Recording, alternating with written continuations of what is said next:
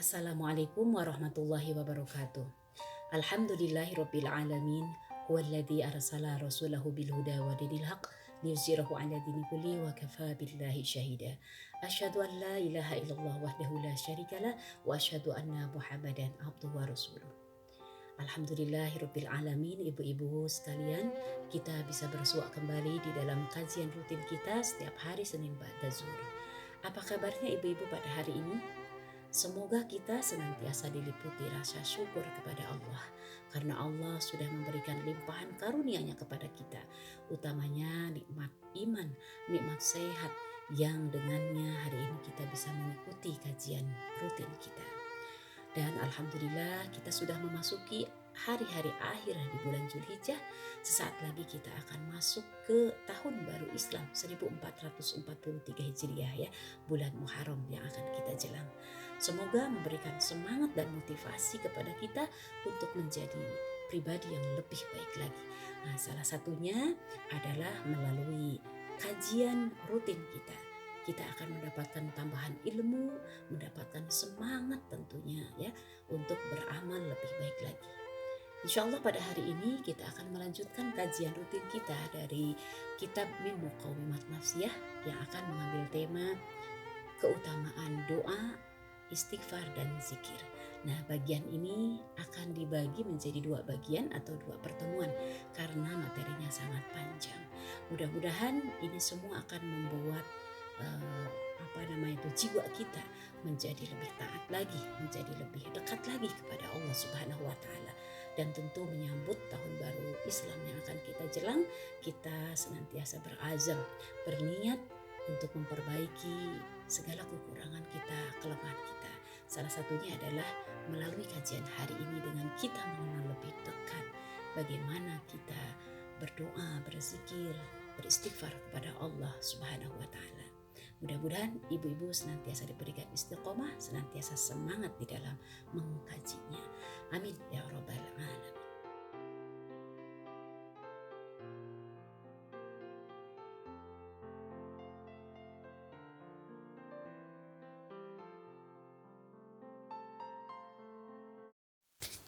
Ibu-ibu yang dimuliakan Allah, kita akan membahas bab doa, zikir dan istighfar ini menjadi dua bagian. Dan pertemuan kali ini adalah bagian yang pertama. Karena memang banyak sekali materi atau detilan dari doa, zikir dan istighfar ini.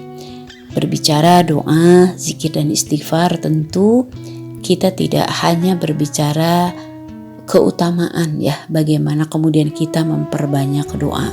Kita bukan hanya berbicara lafaz-lafaz atau kalimat-kalimat permohonan kepada Allah, akan tetapi kita harus memahami bagaimana sebuah doa ini sangat banyak yang menentukan bagaimana pengabulannya, kemudahan dari Allah untuk menerima doa-doa kita, kemudian apa saja yang harus kita persiapkan ya, yang harus kita bangun agar kemudian kita benar-benar berdoa itu bukan hanya sekedar memohon sesuatu kepada Allah, akan tetapi adalah salah satu bentuk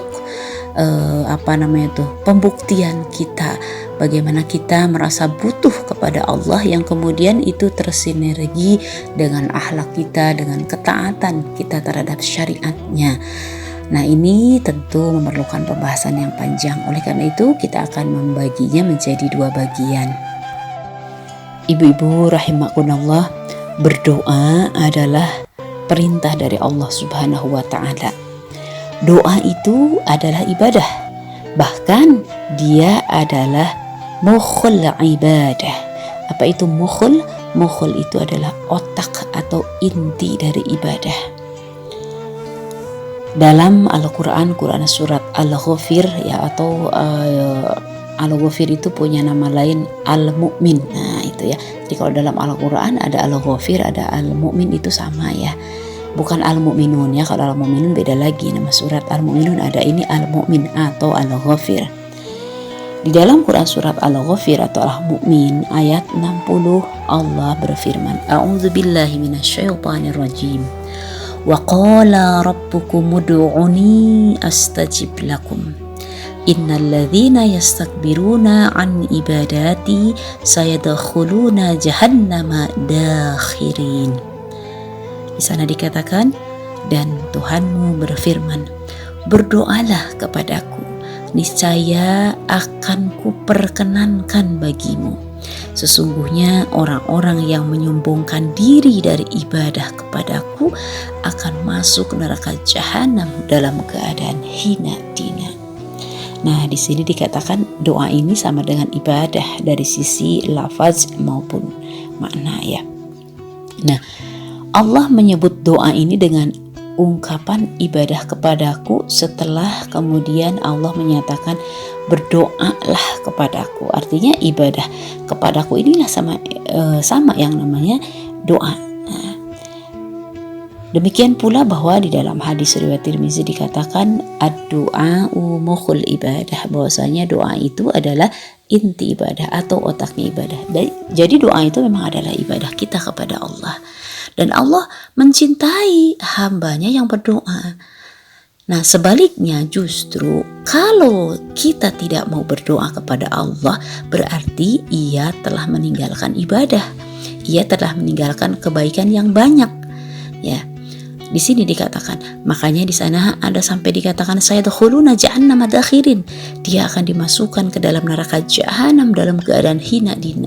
Kalau ada yang kemudian tidak mau berdoa, tidak butuh dengan doa, dia akan dimasukkan di dalam neraka jahanam. Dan kata-kata dakhirin ini, ya ini menunjukkan bahwa dia adalah orang yang hina, yang rendah dan dihinakan oleh Allah. Nauzubillah ya. Kenapa dikatakan demikian? Secara logika ini kita pahami bahwa orang yang enggan berdoa artinya dia menyombongkan diri dari pencipta. Kita tahu bahwa manusia ini lemah, membutuhkan pertolongan kepada Allah. Nah, ketika dia tidak mau meminta kepada Allah, tidak mau mendekat kepada Allah, tidak mau berdoa kepada Allah, seolah-olah dia tidak membutuhkan Allah. Dan Allah sangat murka terhadap hambanya yang merasa tidak butuh kepadanya. Padahal dia adalah seorang makhluk, dia adalah seorang hamba yang ada di dalam kekuasaannya. Makanya kemudian dikatakan ini sayadkhulun, ini menunjukkan akan. Nah ini ya, akan masuk ke dalam neraka jahanam yang hina, yang dia dihinakan, direndahkan. Nauzubillah ya. Oleh karena itu, maka berdoalah karena kita butuh akan Allah, karena kita butuh akan pencipta, dan karena kita adalah makhluk yang lemah, kita adalah ciptaannya, adalah hambanya yang semua urusannya ada dalam genggamannya. Maka mintalah atas urusan-urusan kita dengan berdoa kepadanya, karena dialah yang menggenggam, yang mengabulkan, yang akan menentukan segala nasib kita, segala hal yang kemudian akan kita dapatkan di dunia ini, semua ada dalam genggaman Allah. Karena itu mendekatlah. Butuh kepada Allah itu tandanya pengakuan kita akan kekuasaannya, pengakuan akan pencipta, pengakuan bahwasanya Allah lah yang memiliki kuasa atas segala sesuatu. InsyaAllah ya, kita akan senantiasa gemar di dalam berdoa ini. Nah, ibu-ibu rahimakumullah, berdoa juga ini ya, yang namanya berdoa ini juga merupakan salah satu bentuk ketaatan kita kepada Allah ya, yang harus kemudian disertai dengan memenuhi seruannya, terikat dengan syariatnya dan mengikuti Rasulnya. Artinya tata cara berdoa ini juga ada caranya ya, ada adabnya seperti itu, dan kemudian harus disertai dengan ketaatan kepada syariat. Artinya tidak lantas kemudian hanya dengan berdoa ya, tapi kemudian kita tidak memperhatikan perilaku kita sehari-hari. Makanya kemudian ada yang hanya sekedar berdoa sementara dia tidak sholat, dia banyak meninggalkan sholat, dia banyak meninggalkan kewajiban-kewajiban terhadap Allah, tapi lisannya dia gemar berdoa. Nah ini kan sama dengan artinya tidak nyambung. Di satu sisi lisannya banyak meminta kepada Allah, banyak berdoa kepada Allah, tapi perilakunya dia bertolak belakang dengan apa yang Allah pinta, dengan apa yang Allah tuntut. Nah inilah harus ada keharmonisan, harus ada bahasa Arab itu insijam ya, antara doa dengan perilaku. Nah, semakin kemudian kita taat kepada Allah, semakin memperbaiki akhlak kita, ketaatan kita kepada Allah, maka semakin dekat kita dengan pengabulan doa, semakin nyambung dengan doa-doa yang kita panjatkan. Nah ya, di dalam Quran surat Al-Baqarah ayat 186 Allah berfirman, "Falyastajibu li," dan hendaklah kamu memenuhi seruanku, "waliyu'minu," dan hendaklah engkau beriman kepadaku, "la'allahum yarsyudun," agar mendapatkan petunjuk. Nah, ini. Kemudian di dalam hadis Muslim juga ada dikatakan ya, ini yang sering juga diungkap, yad'ullaha, dia berdoa kepada Allah, wa makuluhu min haramin, akan tetapi makanannya berasal dari yang haram, wa mashrabuhu min haramin, minumannya berasal dari yang haram. Ya ini apa namanya tuh, sebuah sindiran. Dia meminta kepada Allah sementara makan minumnya berasal dari yang haram. Fa'anni yustajaba lahu, maka bagaimana mungkin akan dikabulkan doanya. Ini yang tadi dikatakan bahwa harus ada keselarasan antara doa dengan perilaku. Bagaimana mungkin kita ingin memiliki banyak hajat, banyak kebutuhan terhadap Allah, tapi kita sendiri tidak menjaga perilaku kita. Ini sindiran dalam hadis Muslim ini, ya berdoa kepada Allah tapi makan minumnya dari barang yang haram. Bagaimana mungkin akan dikabulkan doanya. Oleh karena itu nanti memang ada adab-adab juga ya di dalam berdoa. Nah, tapi dalam materi awal ini bagaimana kemudian kita memahami urgensitas atau pentingnya berdoa yang tentu disertai ketaatan kepada Allah Subhanahu wa taala. Kemudian yang berikutnya kita akan masuk ke dalam bagian bahasan waktu-waktu yang mustajab berdoa. InsyaAllah ini ibu-ibu penting untuk kita ketahui karena kita senantiasa menginginkan waktu terbaik. Ketika berdoa itu di waktu terbaik, maka pengabulannya akan lebih afdal, lebih cepat dan lebih tepat. Nah, waktu-waktu yang mustajab untuk berdoa ini memang semua waktu juga adalah baik ya, akan tetapi ada waktu-waktu yang ditunjukkan atau yang diisyaratkan oleh nas, yang ini kemudian adalah waktu terbaik dalam berdoa. Yang pertama, yang paling utama berdoa itu adalah di waktu sepertiga malam atau akhir malam. Qala Rasulullah sallallahu alaihi wasallam, yanzilu rabbuna kulla lailatin ila sama'id dunya hina yabqa sulusul lailil akhir fayaqulu may yad'uni fastajiba lahu wa may yas'aluni fa'u'tiyahu wa may yastaghfiruni fa'aghfir lahu. Nah, ibu-ibu rahimakumullah, di dalam hadis yang mulia ini ya, hadis riwayat Bukhari, Muslim, Tirmizi, kemudian juga Imam Malik, ini banyak sekali yang meriwayatkannya. Di sana dikatakan Rasulullah bersabda, pada tiap akhir malam ini Tuhan kita, Rabbuna, Tuhan kita turun ke langit dunia ketika bersisa sepertiga malam yang akhir.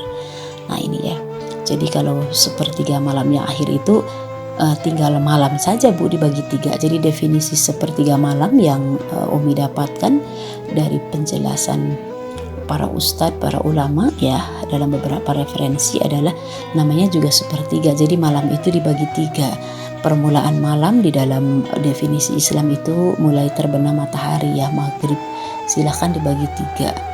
Nah itu seperti itu ya, berarti kalaulah sekarang azan maghrib itu jam 6, ya kurang lebih misalnya jam 6, kemudian azan subuh itu adalah jam 5 atau setengah 5, maka bagi 3 saja ya. Seperti itu, maka kita akan mengambil sepertiga yang akhir. Nah ini, barang siapa katanya yang di sepertiga malam itu ya, barang siapa yang berdoa kepadaku pasti akan kukabulkan, dan siapa yang memohon kepadaku pasti akan kuberi, dan siapa yang memohon ampunan kepadaku pasti akan kuampuni. Ini 3 hal ini yang dinyatakan di dalam hadis, belum lagi hadis-hadis yang lain ya. Jadi berdoa dikabulkan, memohon pasti akan diberi, yang kemudian memohon ampun pasti akan kuampuni. Jadi ini Masya Allah luar biasa ya. Makanya dianjurkan ibu-ibu rahimakumullah, kalau pas waktu tahajud, waktu kita bangun di sepertiga malam ini, jangan disia-siakan waktu ini ya. Ada yang bangun di sepertiga malam tapi dia untuk nonton TV, dia untuk main medsos, dia untuk mengerjakan hal-hal yang lain ya. Manfaatkanlah, karena tidak banyak orang yang bisa merasakan, banyak yang tidak bisa merasakan bagaimana lezatnya berdoa kepada Allah di sepertiga malam. Dan karena itu jangan juga disia-siakan untuk memperbanyak doa. Ketika kita meminta kepada Allah, kebutuhan kita itu banyak. Apa yang kemudian akan kita curhatkan kepada Allah itu banyak sekali. Maka sebetulnya kenapa para salafus soleh itu dia tidak mencukupkan hanya 1 jam untuk qiyamul lail, untuk waktu bermunajatnya kepada Allah di sepertiga malam. Orang-orang soleh yang Umi baca di dalam kisah-kisah mereka sangat kekurangan waktu untuk mencurahkan segala persoalan itu kepada Allah ya. Karena itu kalau kita sudah terlatih untuk senantiasa hidup bangun di sepertiga malam, maka berdoa 2 jam saja tidak cukup. Berdoa 3 jam itu tidak cukup. Kenapa? Karena betah rasanya berlama-lama mencurahkan semua persoalan kepada Allah, semua hajat-hajat kepada Allah, bahkan untuk bercakap-cakap dengan Allah, meminta, memohon ampun ya, kemudian menceritakan segala kesusahan kita, segala harapan kita, seakan-akan kita sedang disayang oleh Allah, seakan-akan kita sedang betul-betul berkomunikasi dengan Allah. Inilah kebiasaan para salafus soleh. Maka ibu-ibu rahimakumullah, sekali lagi bangunlah di sepertiga malam dan jangan mempersingkat urusan dengan Allah. Sayang, tidak banyak orang yang bisa merasakan bangun di sepertiga malam. Ketika kita sudah bangun, maka curahkanlah semua persoalan-persoalan kita ke hadapan Allah. Jangan curhatkan masalah-masalah yang tidak pantas di medsos, di ruang terbuka, tapi curahkanlah kepada yang memiliki semua ruangan di dunia ini, yaitu kepada Allah. Niscaya kita akan merasa bahwa curahan hati kita itu pasti didengar oleh Allah, pasti didengar oleh Allah, dan tidak ada zat yang paling pantas, yang paling baik mendengarkan segala curahan hati kita kecuali Allah Rabbul Alamin. Karena itu kalau azan subuh itu jam 4, maka bangunlah paling tidak jam 2. Kalau azan subuh itu jam 5, maka bangunlah setengah 3 dan seterusnya. Boleh tidak berdoa di hampir ke waktu subuh? Ya boleh, bahkan itu juga adalah waktu yang terbaik ya.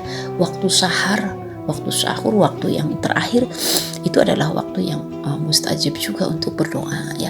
Akan tetapi buat orang yang beriman, yang menginginkan lebih berlama-lama lagi dengan Allah, maka bangunlah lebih awal. Yang itu semua terkategori sepertiga malam adalah waktu terbaik kepada Allah. Sekali lagi, kalau kita merasa banyak dosa, maka hapuslah dosa-dosa kita itu di sepertiga malam. Kalau kita memiliki banyak hajat, banyak permintaan, banyak keinginan, maka mintalah itu di sepertiga malam. Kalau kita merasa ingin mencurhatkan banyak hal, ya, agar hilang kesedihan kita, agar ringan urusan-urusan kita, agar ringan dada kita,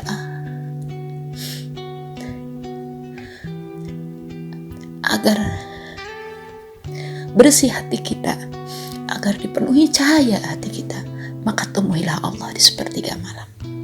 Itu ya ibu-ibu, keutamaan dari sepertiga malam. Sebetulnya masih banyak ya keutamaan sepertiga malam, tapi cukuplah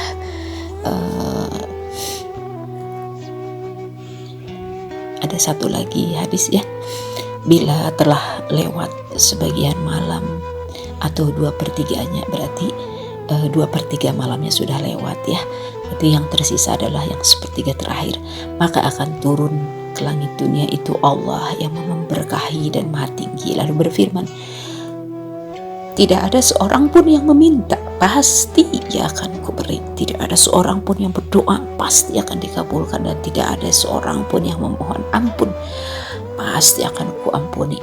Hal itu berlangsung hingga tiba di waktu subuh.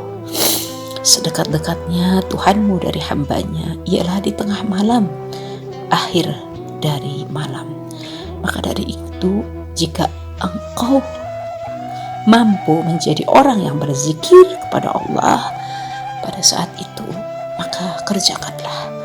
Ini hadis riwayat Abu Dawud dan Tirmizi. Nah itu salah satu ya, yang pertama tadi ya, waktu mustajab berdoa. Ibu-ibu rahimakumullah, kita akan lanjutkan pada waktu-waktu mustajab doa ya. Setelah tadi poinnya adalah waktu sepertiga malam. Nah, kita akan lanjutkan yang kedua, yaitu waktu mustajab doa di waktu sujud. Rasulullah bersabda, aqrabu ma yakunul abdu, jarak yang paling dekat antara seorang hamba min rabbih dengan Tuhannya, wa huwa sajidun, yaitu ketika sujud. Faaksiru doa, maka perbanyaklah berdoa. Ini hadisnya riwayat Muslim. Ibu-ibu rahimakumullah, akan tetapi terkait dengan hadis memperbanyak doa ketika sujud ini ada khilafiyah di antara para ulama dalam memaknainya. Sebagian ulama mengatakan bahwa kata-kata fa'aksiru doa ini mengisyaratkan bahwa boleh kita itu berlama-lama di dalam sujud dengan menambahkan doa-doa yang kemudian kita kehendaki ya. Ini menurut sebagian ulama. Bahkan kita lihat banyak juga yang kemudian bersujud jauh melebihi waktu, katakanlah dari lamanya bacaan tasyahud akhir. Nah, sebagian ulama yang lain, dan ini yang mayoritas ya, ini menunjukkan mengatakan bahwa bukan berarti kita boleh memperlama sujud dalam waktu yang lama gitu ya. Akan tetapi makna memperbanyak doa itu adalah kesungguhan di dalam berdoa ketika sujud, dan ini adalah sebuah pernyataan dari Allah bahwa itu adalah kondisi di mana seorang hamba itu dekat dengan Robnya, seperti itu. Nah, tidak dikatakan bahwa boleh lantas kemudian melamakan sujud sampai bahkan ada yang kemudian melebihi dari waktu tasyahud akhir itu sendiri. Nah, alasan mereka kenapa nih, yang mayoritas yang mengatakan bahwa tidak boleh terlalu lama gitu berdoa di dalam sujud atau melamakan karena berdoa, karena argumentasinya adalah bahwa hadis yang satu dengan hadis yang lain itu tidak boleh bertentangan, terlebih hadis sahih, karena nanti ada hadis Bukhari Muslim yang menyatakan bahwa salatnya Rasulullah, rukuknya, i'tidalnya, sujudnya, kemudian duduk di antara dua sujudnya dan sujudnya kembali ya. Nah, itu dikatakan waktunya relatif sama, hampir sama. Artinya berarti di sana tidak ada yang lebih lama, bahkan sampai kemudian lama sekali gitu, seperti itu ya. Nah, ini hadisnya hadis sahih. Jadi maknanya lebih ke arah bahwa pernyataan Allah ketika sujud itu adalah jarak terdekat antara seorang hamba dengan Robnya, maka kita harus bersungguh-sungguh di dalam sujud itu sendiri. Nah, akan tetapi berdoa ketika sujud dalam waktu yang sangat singkat, lazimnya atau layaknya waktu sujud, maka itu diperkenankan. Yang tidak boleh itu kemudian terlalu lama. Itu yang Umi pahami dari beberapa khilafiyah ya, perbedaan pendapat di antara para ulama penggali fikih ya. Kemudian yang berikutnya yang ketiga ya, yang ketiga waktu mustajab berdoa itu adalah ba'da sholat fardu. Jadi kita kalau habis sholat fardu manfaatkanlah ya untuk berdoa. Setelah kita zikir maka berdoalah. Jangan sampai kemudian kita zikir setelah itu tinggalkan tempat sholat. Manfaatkanlah untuk berdoa.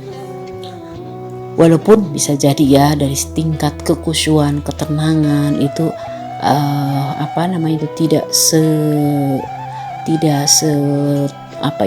sepanjang ketika tadi sholat tahajud ya. Nah, tapi manfaatkanlah setelah sholat fardu itu dimanfaatkan. Kemudian yang berikutnya Ibu dirunut lagi ya, tadi udah 3, berarti yang berikutnya yang keempat itu adalah waktu antara azan dan iqomat. Jadi ibu-ibu rahimakumullah, kalau kita berada di masjid lantas kemudian kita sudah mendengarkan azan dan menunggu iqomat, maka manfaatkanlah untuk berdoa. Jadi bukan untuk ngobrol ya, bukan untuk aktivitas lain, tapi berdoa, karena itu termasuk waktu yang diijabahnya doa. Demikian pula waktu diijabah doa berikutnya adalah setelah azan. Jadi setelah azan itu makanya kenapa kemudian kita dianjurkan ada doa setelah adzan ya, kita berdoa kepada Allah. Yang berikutnya waktu yang diijabah doa itu adalah ketika turun hujan ya, ketika turun hujan. Kemudian yang berikutnya adalah ketika waktu asar ya, waktu asar di hari Jumat, ba'da asar maksudnya ya, ba'da asar di waktu Jumat. Yang berikutnya adalah waktu sahar menjelang subuh ya, kemudian waktu berpuasa, artinya ketika bulan suci Ramadan atau ketika kita puasa Senin Kamis, pokoknya ketika berpuasa ya perbanyaklah untuk berdoa. Demikian pula waktu yang diijabah doa yang dinyatakan itu adalah ketika hari Arafah kemarin ya, tanggal 9 Zulhijjah kita sudah melewati hari Arafah, itu adalah hari dikabulkannya doa-doa. Demikian pula waktu yang diijabah ketika kita ingin memanjatkan ya doa-doa kepada Allah, itu adalah di waktu kita kesulitan. Nah, makanya sebetulnya ketika kita dalam keadaan kesulitan ya, dalam keadaan diuji, maka manfaatkanlah untuk mendekat kepada Allah dan memperbanyak doa. Sebetulnya masih banyak ya, dalam beberapa keterangan itu adalah waktu diijabahnya doa ya. Akan tetapi lazimnya atau pada umumnya seperti yang tadi disampaikan, itu adalah waktu-waktu diijabahnya doa.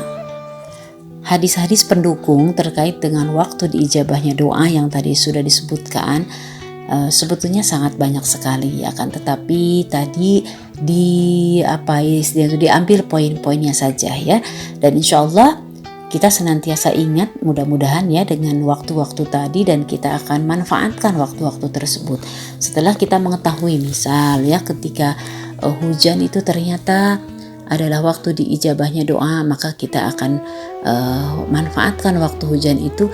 Nauzubillah ya, jangan menggerutu, jangan seperti menyesali, tapi justru perbanyaklah zikir dan doa, karena itu adalah salah satu dari waktu diijabahnya doa. Nah, tetapi ada mungkin ini hadis ya yang ingin dibacakan sebagai pendukung dari waktu diijabahnya doa tadi ya. Ini salah satu saja hadis riwayat Tirmizi ya, di mana Rasulullah bersabda, salah satu ada 3 orang katanya, la turaddu da'watuhum, yang tidak akan ditolak doa mereka itu. Siapa saja ya, yaitu as-shaimu hatta yuftira. Nah, yang pertama adalah as-shaimu.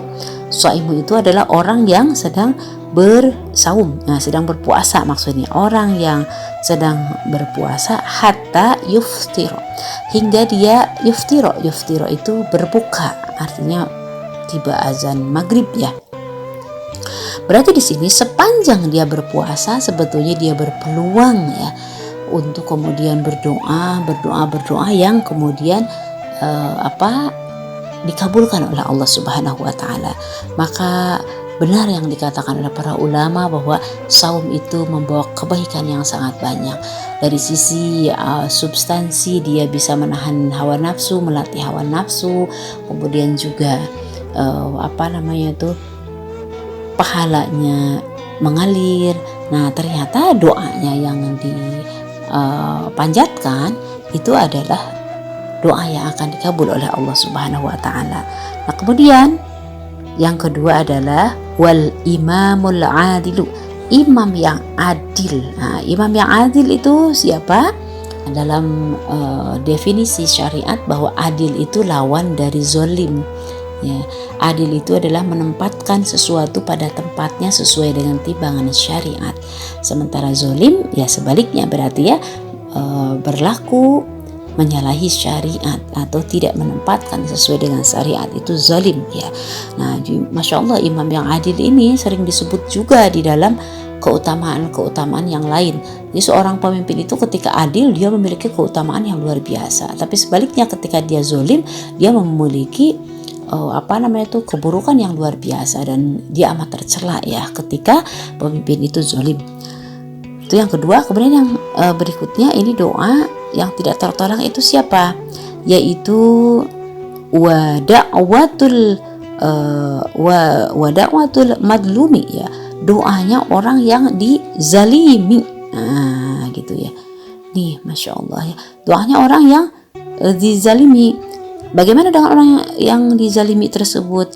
Ya rafa'uhallahu fawqal ghamami, bahwasanya doanya itu katanya Allah akan mengangkatnya fawqal ghamami, ke atas awan. Nah, kemudian wa yaftahu laha abwabas sama, dan kemudian akan dibukakan baginya itu pintu-pintu sama langit ya. Kemudian wa yaqulu ar-rabbu, Tuhan kemudian berkata apa perkataan Allah itu, la ansurannaka walau ba'da hina, dan katanya Allah berfirman, demi kemuliaanku sungguh aku akan menolongmu kapan saja. Jadi orang yang dizalimi itu doanya makbul ya, doanya makbul. Maka hati-hati kita jangan sampai menzalimi orang lain, berbuat zalim terhadap orang lain. Seorang imam yang zalim doanya tidak akan dikabul, bahkan dia seburuk-buruknya posisi golongan di sisi Allah itu adalah imam yang zalim. Nah, sebaliknya imam yang adil justru itu adalah sebaik-baiknya golongan, bahkan dia disebut sebagai golongan yang akan pertama kali dinaungi oleh Allah Subhanahu wa taala di hari akhir. Nah, ibu-ibu rahimakumullah, sekali lagi mudah-mudahan kita bisa mawas diri ya, karena berbuat zalim terhadap orang lain menyebabkan doa-doa kita itu tertolak. Kalau kita menzalimi orang lain, doa kita tertolak. Sedangkan orang yang dizaliminya ketika berdoa dia justru makbul ya. Seperti itu. Insyaallah ya. Perbanyaklah istighfar ibu-ibu sekalian. Ibu-ibu yang dirahmati Allah, semoga masih senantiasa semangat mengikuti kajian ini. Kalau ada yang sudah mulai ngantuk, silahkan untuk mengambil air wudhu atau ke belakang, ke jamban dulu untuk cuci muka. Mudah-mudahan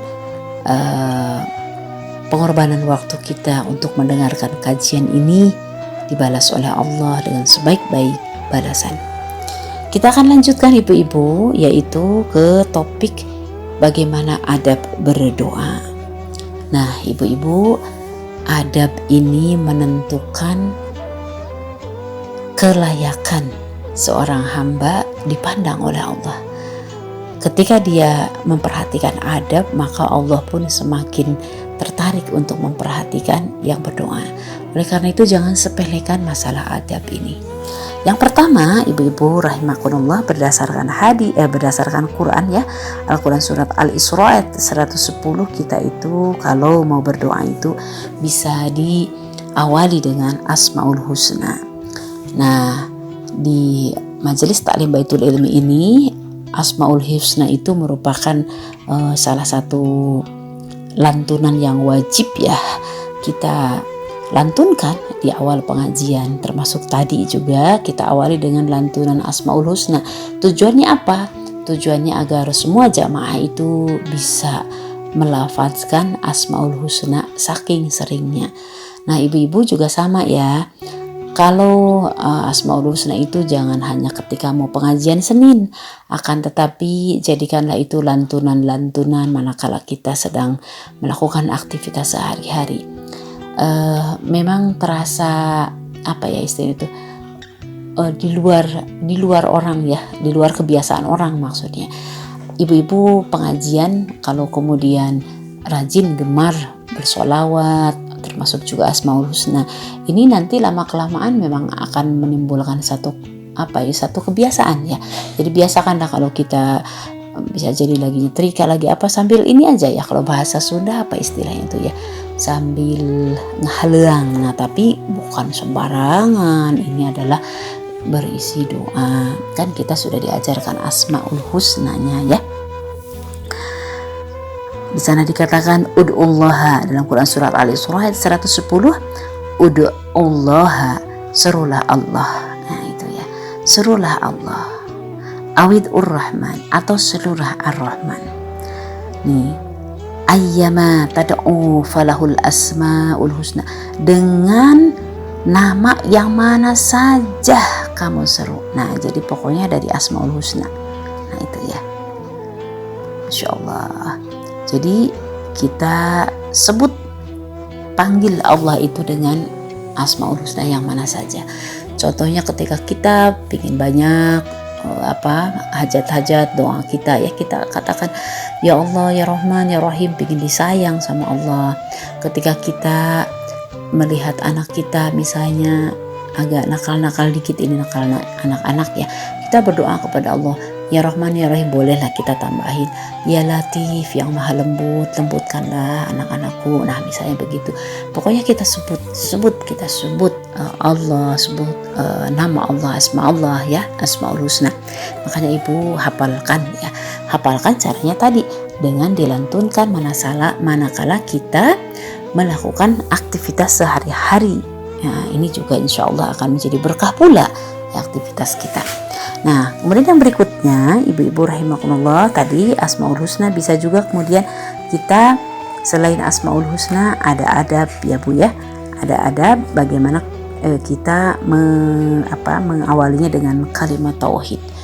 Jadi kalau berdoa itu jangan langsung ketika misalnya habis sholat langsung kita berdoa Rabbana atina fid dunya hasanah wa fil akhirati hasanah wa qina azabannar. Nah, atau ya Allah, ya Allah, ya Allah, ya Allah. Nah, kita awali tadi bisa dengan Asmaul Husna, bisa dengan kalimat tauhid.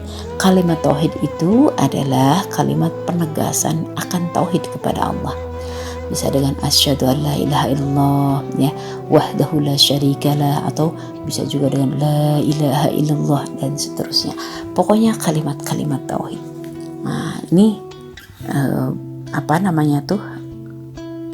istilahnya apa ya? Kita bisa bisa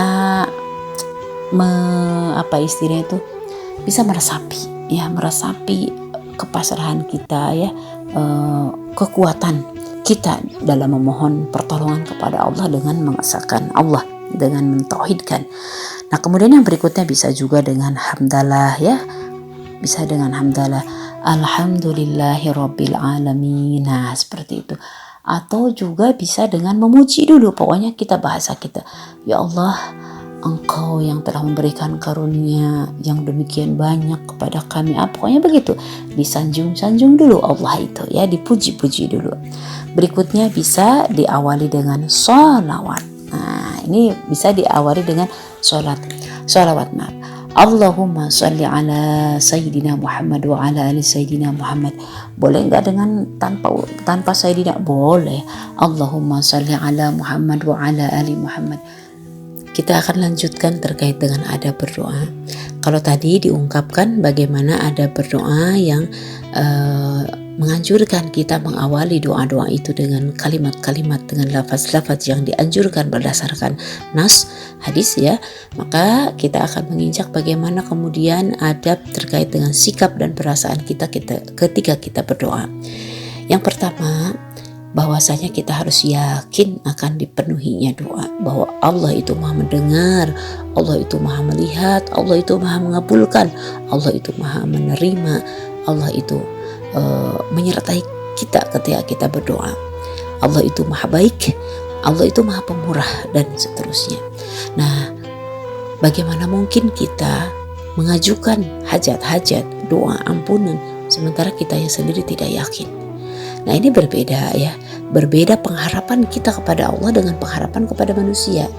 Sebagai contoh ilustrasinya adalah, kalau kemudian kita menginginkan atau ada kebutuhan terhadap seseorang, taruhlah mau minta, mau pinjam uang, mau minta supaya teman kita, saudara kita, atau siapapun lah ya, untuk katakanlah ada satu urusan, kemudian kita ingin dibantu oleh orang tersebut ya, kan kita datang tuh.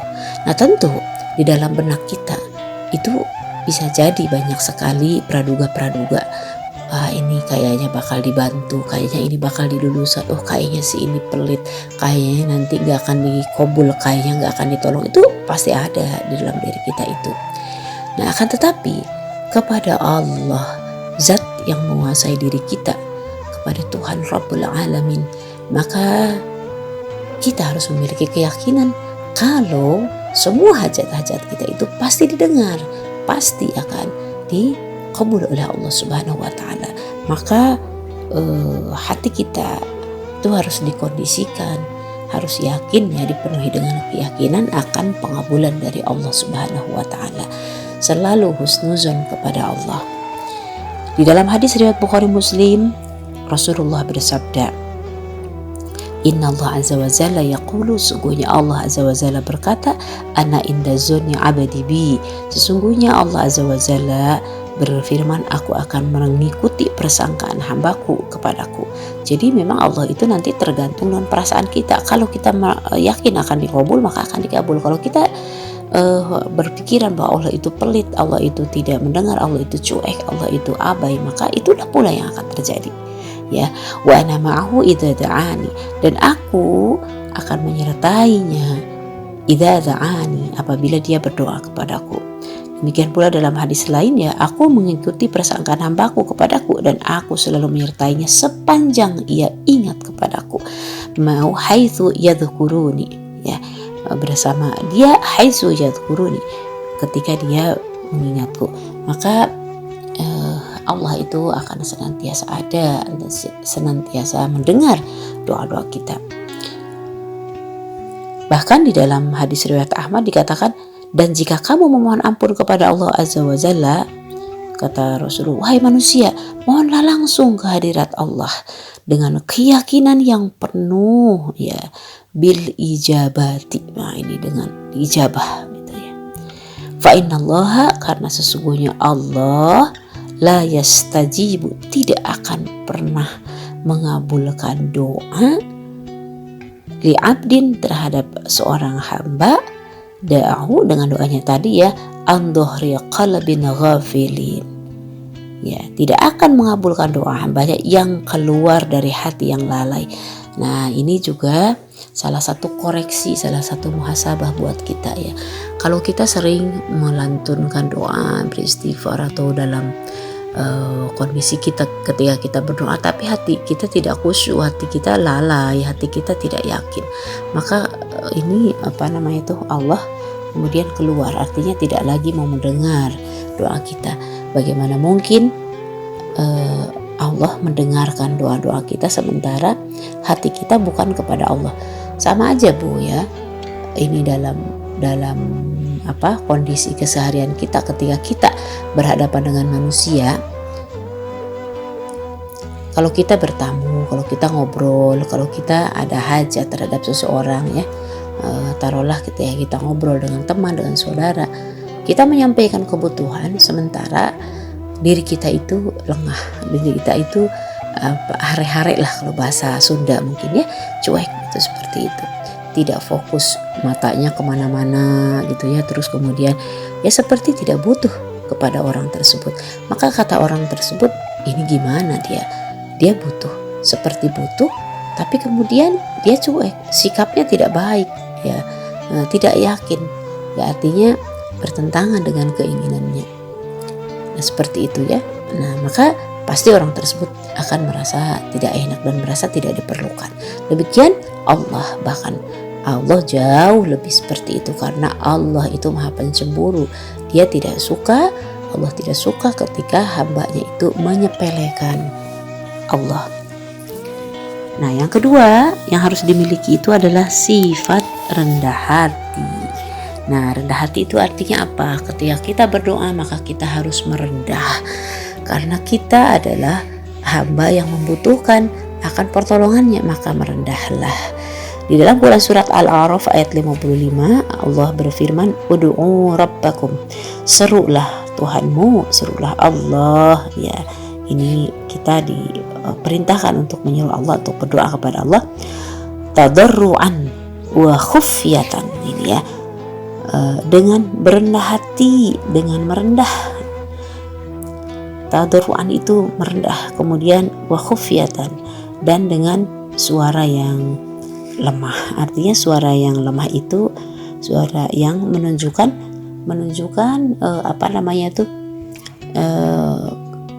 penyerahan diri kita, pengharapan kita, seperti itu ya. Innahu, sesungguhnya Allah, la yuhibbul mu'tadin, tidak menyukai orang yang belum melampaui batas. Maka tidak pantas kita berteriak-teriak kepada Allah. Ya, ini yang kedua. Ya, yang ketiga, kalau tadi dengan suara yang lembut ya, dengan merendah hati, maka yang ketiga ini kaitannya mungkin masih ada hubungannya, yaitu dengan merendahkan suara ya, merendahkan suara. Jadi tidak kemudian teriak-teriak kepada Allah itu. Bahkan dalam hadis bahwa dikatakan, kami berangkat bersama Rasulullah SAW, maka tatkala kami telah dekat ke Madinah, bertakbirlah Nabi dan bertakbirlah semua manusia, serta mereka kemudian mengeraskan suara mereka dalam berdoa pada Allah. Maka berkata Rasulullah, hai manusia, sesungguhnya zat yang kamu seru itu, nah ini ya ayuhan nas innalladzi tad'una, sesungguhnya zat yang kalian seru itu laisa bi as-samma, katanya laisa bi as-samma wala ghaibin, ya, tidak tuli dan tidak ghaib, tidak jauh. Nah, sesungguhnya Tuhan yang kamu seru itu adalah ada di antara kamu dan di antara leher kendaraan kamu. Ini hadis riwayat muttafaq alaih ya. Artinya ya jangan Yang berikutnya, yang kelima, ada sikap yang harus dimiliki di dalam berdoa adalah dipenuhi dengan rasa takut dan harap kepada Allah Subhanahu wa taala. Takut dalam arti kita menyadari banyaknya kelemahan diri kita, kesalahan kita, maksiat yang kita lakukan ya, menyatakan ketidaklayakan kita di hadapan Allah karena kita merasa banyak dosa. Nah, jadi di sini ada perasaan takut. Ini bukan perasaan takut dalam arti kemudian kita tidak yakin dengan doa kita, tapi saking kita merasakan kelemahan diri kita. Nah, ini adalah perasaan takut kepada Allah. Kemudian penuh harap, ya, penuh harap yang dimaksud adalah bagaimana kita menunjukkan juga kelemahan kita di sisi Allah, mengharap belas kasihan dari Allah, mengharap pertolongan Allah Subhanahu wa taala. Allah sangat menyukai hamba-hambanya yang menggantungkan dirinya kepadanya, ya, yang dimana hamba itu merasakan kelemahannya, menyatakan kelemahannya, karena itu menunjukkan bahwa hamba tersebut adalah merendah di sisi Allah, mengakui akan kekuatan Allah. Nah, yang berikutnya yang keenam. Nah, yang keenam itu kita harus menyertakan dengan penuh kesabaran. Ini banyak ya dalilnya. Di dalam Al-Quran juga ada wasta'inu bis-sabri was-shalah wa innaha lakabiratun illa 'alal khashi'in. Minta tolonglah kalian dengan sabar dan salat, sesungguhnya hal yang demikian itu berat.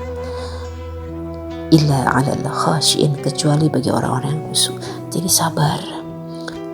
Ini sabar yang dimaksud itu adalah bagaimana kemudian kita yakin bahwa Allah itu maha mendengar doa kita, sementara pengabulannya, sementara waktu diijabahnya atau pemberian pengabulannya dari Allah itu tergantung atau diserahkan kepada Allah. Makanya kalau orang yang benar-benar yakin kepada Allah ya, yakin akan didengarnya doa oleh Allah Subhanahu wa taala, tidak merasa risau ketika pun doa itu belum dikabul, tidak merasa putus asa ketika Allah itu tidak kontan memberikan pengabulan doa.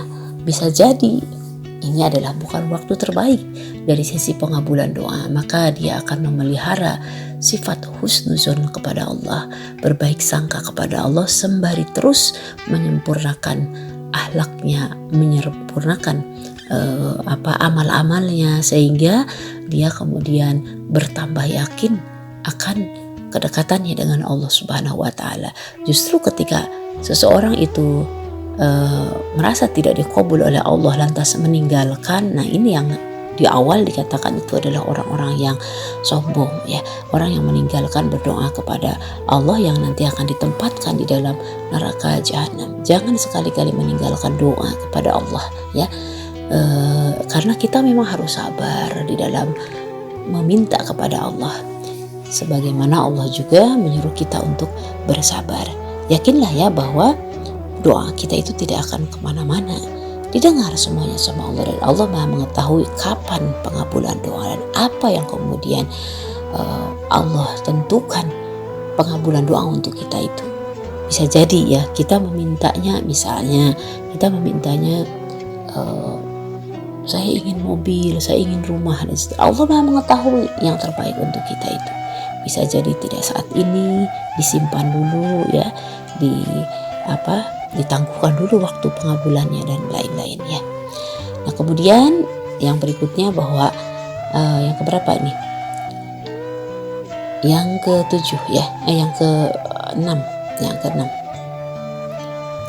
mendoakan orang lain tanpa diketahuinya. Nah ini ya, ini yang juga sering diungkap, da'awatul muslim li akhihi bi dhahril ghaib mustajabatun. Doa seorang muslim untuk saudaranya dari tempat yang jauh atau tanpa sepengetahuannya bi dhahril ghaib ya, maka akan dikabulkan. Sering-seringlah berdoa kepada orang lain dan tidak menjadi masalah orang lain tidak mengetahuinya. Ini adalah salah satu doa yang dikabul oleh Allah Subhanahu wa taala, dan insya Allah ini menjadi catatan amal baik ya. Maka kita kalau habis tahajud, terutama ya kalau waktunya sangat luas, doakanlah saudara-saudara kita. Allahumma ighfir lil muslimin wal muslimat. Kita doakan semua orang-orang muslim dan muslimat. Atau kita minta pertolongan, Allahumma ansur ummatan Muhammad. Ya Allah tolonglah umat Muhammad, dengan bahasa kita misalnya. Atau kita punya saudara, kita doakan pula saudara-saudara kita. Sekarang banyak yang sedang diuji musibah sakit COVID misalnya, kita doakan mereka. Ada yang terkena, banyak yang terkena dampak dari PPKM misalnya, atau ya suasana pandemi ini ya, dengan kesulitan ekonomi, maka kita doakan, ya Allah berilah kesabaran kepada saudara-saudara kami dan mudahkan ya Allah jalan-jalan mereka mendapatkan rezeki yang halal, mendapatkan rezeki yang luas, berilah kesabaran, keikhlasan dan seterusnya. Solehkan ya Allah anak-anak kami, anak-anak mereka, dan siapapun ya Allah misalnya yang senantiasa mendekat kepadamu, itu didoakan. Masya Allah ya. Begitu pula bukan hanya ketika kita pada sholat ya. Ini kalau kita nih Bu, dalam keseharian kita melihat orang lain, bertemu dengan orang lain, terutama misalnya yang istilah itu yang membutuhkan akan pertolongan. Contohnya misalnya ketika kita berjalan atau naik kendaraan, dilihat misalnya ada orang yang cacat, orang yang tidak memiliki tangan, atau orang yang sudah uzur seperti itu. Nah lantas kan hati kita kadang-kadang terenyuh lah ya, dan itu merupakan satu karunia kalau hati kita masih memiliki kelembutan ya untuk melihat saudara kita yang lain dipandang misalnya, atau kita lihat dari kejauhan ya, atau sekilas kita lihat seperti itu, lantas kita menunduk kepada Allah. Ya Allah mudahkan urusannya, ya Allah beri dia kesabaran, beri dia kekuatan, tinggikan derajatnya di sisimu ya Allah, dan seterusnya. Itu doa-doa kita kepada orang lain. Insya Allah ya, Memang ketika kita mengarungi kehidupan ini banyak sekali ayat-ayat Allah, banyak sekali tanda-tanda dari Allah, bagaimana kemudian kita merenungi, mentafakuri ya, seperti itu. Termasuk juga kalau kita melihat nih lewat di hadapan kita atau kitanya yang melewati jalan atau tempat manapun ya, ada yang sedang berjualan, ada yang sedang menjinjing dagangannya, mendorong rodanya, membuka jualannya, seperti itu ya. Terus kalau kita bisa beli, kalau kita bisa ringankan, kalau tidak bisa doakanlah mereka, ya Allah semoga rezekinya pada hari ini Engkau bukakan, banyak yang membeli, misalnya seperti itu. Ini kan apa istilah itu, mengasah kelembutan kita ya. Terus terang kadang-kadang kita kan suka kasihan ya, bukan suka kasihan lagi, kita melihat orang yang berjualan, bahkan ada yang suka sambil bawa adiknya. Ibu-ibu rahimahullah, pertemuan kita kali ini adalah pertemuan pertama dalam bab doa, zikir dan istighfar. Insya Allah nanti akan kita lanjutkan pada sesi selanjutnya ya, pada bagian selanjutnya, pada pertemuan yang akan datang. Semoga memberikan manfaat. Ini semua adalah muhasabah khususnya bagi yang menyampaikan tausiah ini ya, bagi umi pribadi. Mudah-mudahan ada manfaatnya juga buat ibu-ibu sekalian. Mari kita banyak berintrospeksi, mari kita banyak bermuhasabah ya, beristighfar, senantiasa mengkoreksi kembali ya hari-hari kita, pribadi-pribadi kita, akhlak-akhlak kita. Semoga Allah masih terus memberikan keluasan hati kita ya, untuk senantiasa memperbaiki diri kita, karena Allah sangat suka dengan perbuatan hambanya, di mana dia senantiasa belajar dari setiap kesalahan di masa lalu, belajar dari kekurangannya, belajar dari kelemahannya, kemudian dia berusaha untuk memperbaiki dirinya. Itulah orang-orang yang senantiasa memperbaiki dirinya, memperbaiki orang lain, memperbaiki lingkungan. Mudah-mudahan kita semua termasuk golongan orang tersebut. Amin ya rabbal alamin.